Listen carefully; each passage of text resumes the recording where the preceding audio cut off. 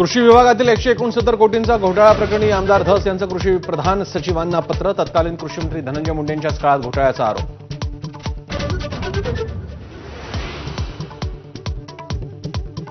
धनंजय मुंडेंना मिळालेल्या क्लीन चिटला भाजप आमदार सुरेश धस देणार सुप्रीम कोर्टात आव्हान. घोटाळा झालाच नाही हे सांगणारा अहवाल उपलब्ध करून द्या. धसांचं कृषी सचिवांना पत्र, तर धनंजय मुंडे आणि मुख्यमंत्र्यांमध्ये अर्धा तास चर्चा.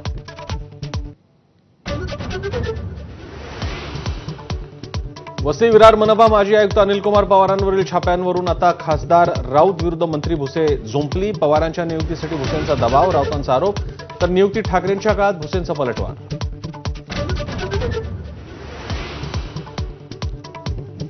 कृषी मंत्री कोकाटे तब्बल 18 ते 22 मिनिटं मोबाईलवर पत्ते खेळत असल्याचा विधिमंडळाच्या चौकशीचा अहवाल. रोहित पवारांची ट्विटरवरून माहिती.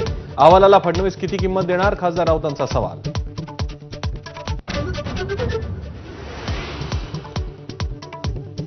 भ्रष्ट सहकाऱ्यांना वाचवण्याचा राज्यात नवा फडणवीस ऍक्ट. खासदार राऊतांची टीका. राज्यपाल कारवाई करत नसल्यानं आता मंत्र्यांची तक्रार राष्ट्रपतींकडे करणार असल्याचं राऊतांचं वक्तव्य.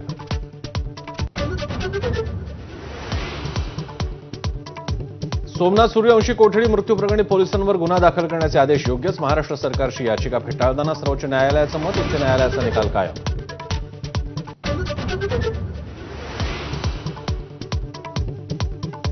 प्रांजल खेवलकर यांच्या ड्रग्ज पार्टीची इनसाइड स्टोरी माझाच्या हाती. अवघ्या 15 दिवसांच्या मैत्रीवर श्रीपाद यादव, निखिल पोपटाणी या बुकिंगसह ड्रग्ज पार्टी झाल्याचं उघड.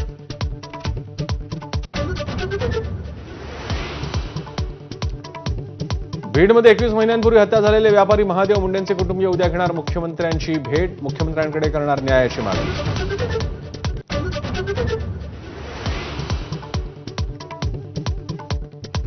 मालेगाव स्फोट प्रकरणाचा उद्या निकाल लागण्याची शक्यता. साध्वी प्रज्ञासिंह ठाकूर यांच्यासह 6 जणांच्या मृत्यूदंडाच्या शिक्षेची एनआयएनं केली आहे मागणी.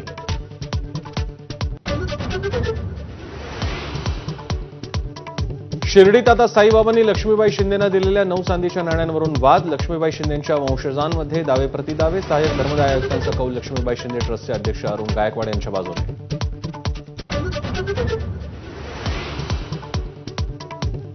इस्रोचा आतापर्यंतचा सर्वात आधुनिक उपग्रह निसारचं श्रीहरिकोटामधून प्रक्षेपण. इस्रो आणि नासाचं संयुक्त मिशन. निसार करणार आपत्ती व्यवस्थापनात मदत.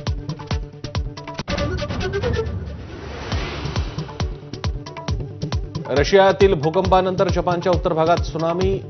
इशिनोमाकी बंदरात तब्बल 50 मीटर उंचीची त्सुनामी आल्याची नोंद. अन्य 16 ठिकाणी 3 ते 4 मीटर उंचीच्या लाटा उसळल्याची नोंद.